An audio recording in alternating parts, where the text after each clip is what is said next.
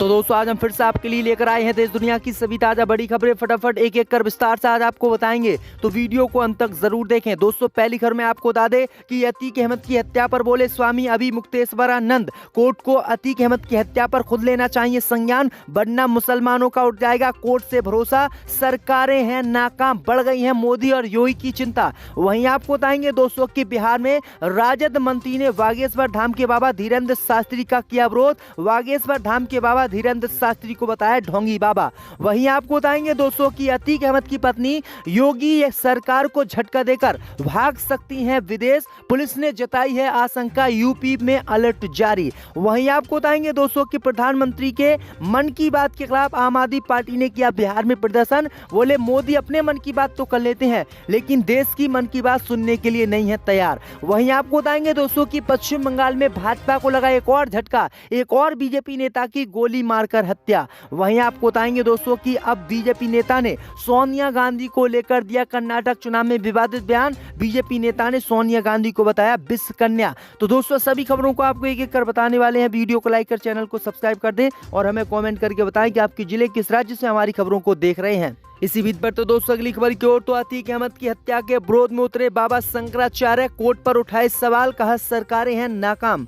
दोस्तों आपको बता दें कि प्रयागराज में पुलिस कस्टडी में अतीक अहमद और उनके भाई अशरफ की हत्या पर ज्योतिषा पीठ के शंकराचार्य स्वामी अभिमुक्तेश्वरानंद ने अब कोर्ट की भूमिका पर सवाल उठाए हैं। शंकराचार्य ने कहा कि अतीक अशरफ दोनों ने अपनी हत्या की आशंका जताई थी, कोर्ट ने आश्वासन दिया था कि पुलिस आपकी सुरक्षा करेगी, इसके बाद भी दोनों की हत्या कर दी गई। कोर्ट को इस मामले में खुद संज्ञान लेना चाहिए था, अभी तक कोर्ट ने नहीं लिया है, ऐसे में तो कोर्ट से लोगों का भरोसा ही उठ जाएगा। मंगलवार को मीडिया से बात करते हुए शंकराचार्य ने सवाल किया कि हत्याकांड का कोर्ट ने क्यों संज्ञान नहीं लिया। शंकराचार्य ने कहा कि कोर्ट के ऊपर विश्वास करके अतीक यूपी आया था, उसने आशंका व्यक्त की थी कि यूपी में मेरी हत्या हो सकती है। न्यायालय ने आश्वासन दिया था कि आप चिंता मत कीजिए, पुलिस ले जा रही है तो आपकी सुरक्षा भी करेगी। इसके बाद भी हत्या हो गई और न्यायालय ने कोई संज्ञान नहीं लिया। आखिरकार अतीक अहमद को सुरक्षा देने वाले पुलिस कर्मियों को जेल क्यों नहीं भेजा और जो लोग इसमें शामिल हैं उन पर कोर्ट कार्रवाई क्यों नहीं कर रहा है। तो ये बड़ी अपडेट आई दोस्तों कि शंकराचार्य जो बाबा हैं उन्होंने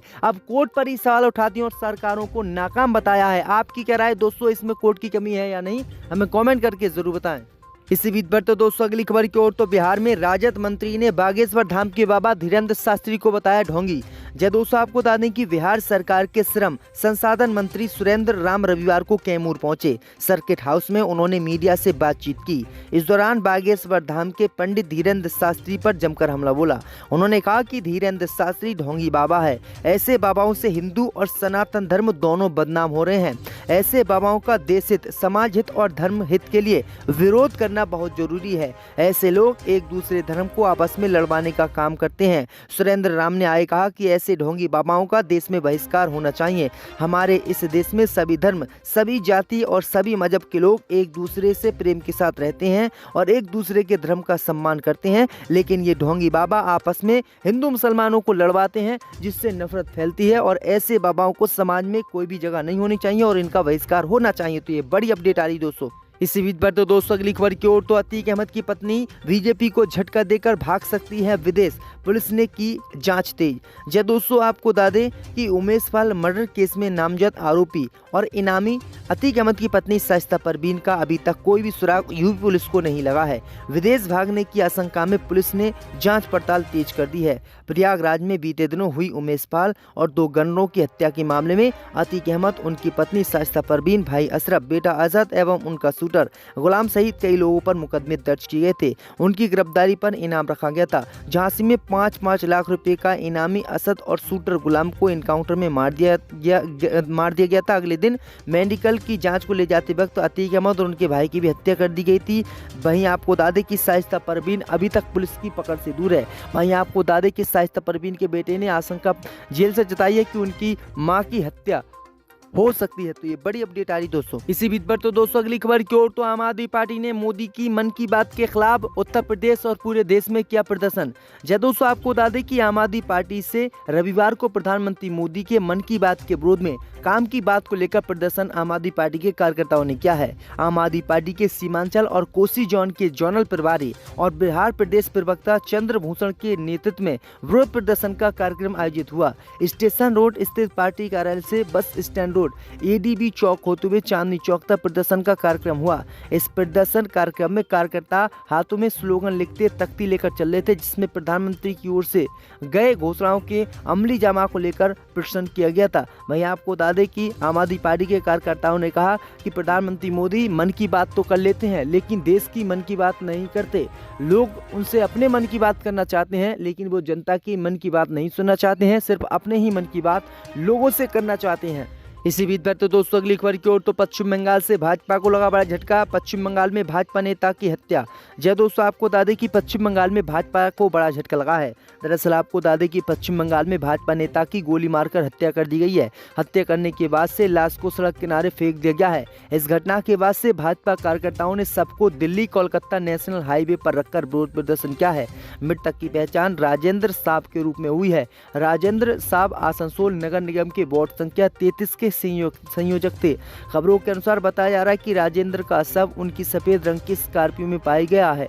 घटना के बाद से भाजपा के कार्यकर्ताओं ने जमकर हंगामा किया है। कार्यकर्ताओं ने पुलिस को 48 घंटे का अल्टीमेट भी दिया है और ये कहा है कि अगर राजेंद्र साहब के हत्यारों को जल्द से जल्द गिरफ्तार नहीं किया गया तो वो और विरोध करेंगे। तो ये बड़ी अपडेट आ रही दोस्तों की लगातार बीजेपी नेताओं को पश्चिम बंगाल में मारा पीटा जा रहा है। इसी बीच पर तो दोस्तों अगली खबर की ओर, तो कर्नाटक चुनाव को लेकर बीजेपी नेता ने दिया विवादित बयान। सोनिया गांधी को बताया विषकन्या। जय दोस्तों, आपको बता दें कि कर्नाटक विधानसभा चुनाव को लेकर तल्ख और विवादित बयानबाजी शुरू हो गई है। कांग्रेस अध्यक्ष मल्लिकार्जुन खड़गे ने गुरुवार को प्रधानमंत्री मोदी पर एक विवादित टिप्पणी की थी।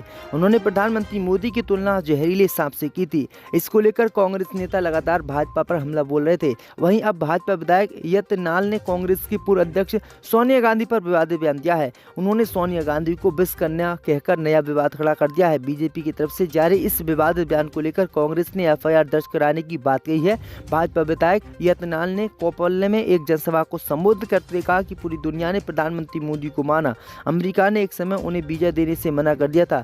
बाद में उन्होंने रेड कारपेट बिछाया और प्रधानमंत्री मोदी का स्वागत किया, लेकिन कांग्रेस पार्टी उनकी सांप से तुलना कर रही है। अगर तुलना ही उनको करनी है तो सोनिया गांधी विषकन्या है। उन्होंने ये तक कह डाला कि सोनिया ने चीन और पाकिस्तान के साथ उनके एजेंट के रूप में काम किया। इसी बीच पर तो दोस्तों अगली खबर की ओर, तो रेप के आरोपी आसाराम को मिली जमानत। जय दोस्तों, आपको बता दें कि दुष्कर्म के मामले में जोधपुर की जेल में कैद आसाराम को कुछ राहत मिली है। एक केस में राजस्थान हाईकोर्ट ने उसे जमानत दे दी है। हालांकि रेप केस में सजा याफ्ता होने के कारण उनकी जेल से रिहाई नहीं होगी। आसाराम और एक अन्य पर आरोप थे कि उन्होंने सुप्रीम कोर्ट में झूठे दस्तावेज पेश किए। इस मामले में आसाराम सह अभियुक्त था। मुख्य अभियुक्त रवि को पहले ही जमानत मिल चुकी। राजस्थान हाईकोर्ट की जस्टिस कुलदीप माथुर की पीठ ने आसाराम को जमानत दी। इस मामले के दौरान आसाराम की ओर से नील कमल बोहरा व गोकुलेश बोहरा ने पक्ष रखा। तो ये बड़ी अपडेट आई। इसी बीच पर तो दोस्तों अगली खबर की ओर, तो सलमान खान को जान से मारने की धमकी पर कंगना रनावत बोली देश सुरक्षित हाथों में, फिर चिंता क्यों। जय दोस्तों, आपको बता दें कि कंगना रनावत ने सलमान खान को जान से मारने की धमकी मिलने पर रिएक्ट किया है। उन्होंने कहा कि देश प्रधानमंत्री मोदी और केंद्रीय गृह मंत्री अमित शाह के सुरक्षित हाथों में है और इसलिए सुरक्षा को लेकर डरने की कोई बात नहीं है। उन्होंने कहा कि हम एक्ट्रेस हैं। सलमान खान को केंद्र ने सुरक्षा मुहैया कराई है। उन्हें प्रधानमंत्री मोदी और गृह मंत्री अमित शाह से सुरक्षा मिल रही है, तो डरने की कोई बात ही नहीं है। उन्होंने कहा कि जब मुझे धमकी दी गई तो मुझे सरकार ने सुरक्षा भी दी। आज देश सुरक्षित हाथों में है। आपको बता दें कि कंगना रनावत लगातार जो है सलमान खान के विरोध करती हैं और मुस्लिम एक्टर्स का भी वो विरोध करती हैं। तो ये बड़ी अपडेट आ रही क्योंकि सलमान खान इसके लिए नाराज है क्योंकि उत्तर प्रदेश में अतीक और अशरफ की भी पुलिस सुरक्षा में हत्या कर दी गई थी। सलमान खान को डर है कि कहीं उनकी भी ऐसे ही हत्या ना कर दी जाए। इसी बीच पर तो दोस्तों अगली खबर की ओर, तो कर्नाटक में पिछले 2 चुनावों में कांग्रेस भाजपा ने खर्च किए 335 करोड़ रुपए। जय दोस्तों, आपको बता दें कि कर्नाटक में विधानसभा चुनाव को लेकर तैयारियां काफी जोरों पर हैं। यहां भारतीय जनता पार्टी और कांग्रेस दोनों ही चुनाव प्रचार में अपनी पूरी ताकत झोंक रही हैं। पिछले 2 चुनावों की बात करें तो इन दोनों पार्टियों ने चुनाव में 335 करोड़ रुपए खर्च कर दिए थे। चुनाव आयोग में जो जानकारी दोनों पार्टियों ने दी है उसके अनुसार कांग्रेस ने पिछले 2 चुनावों में 185 करोड़ रुपए खर्च किए, जबकि भाजपा ने 150 करोड़ रुपए खर्च किए। जेडीएस की बात की तो पार्टी ने चुनाव आयोग को अपने खर्च की जानकारी नहीं दी। वर्ष 2013 में जब यूनाइटेड प्रोग्रेसिव अलायंस केंद्र में सत्ता में थी तो कांग्रेस ने 92 करोड़ रुपए खर्च किए थे, जबकि भाजपा उस वक्त केंद्र और राज्य में विपक्ष थी तो उसने 28 करोड़ रुपए खर्च किए थे। तो ये बड़ी अपडेट आ रही दोस्तों। तो दोस्तों आज हम फिर से आपके लिए लेकर आए हैं देश दुनिया की सभी ताजा बड़ी खबरें, फटाफट एक एक कर विस्तार से आज आपको बताएंगे, तो वीडियो को अंत तक जरूर देखें। दोस्तों पहली खबर में आपको बता दें कि अतीक अहमद की यूपी पुलिस ने मिलकर कराई हत्या। अतीक अहमद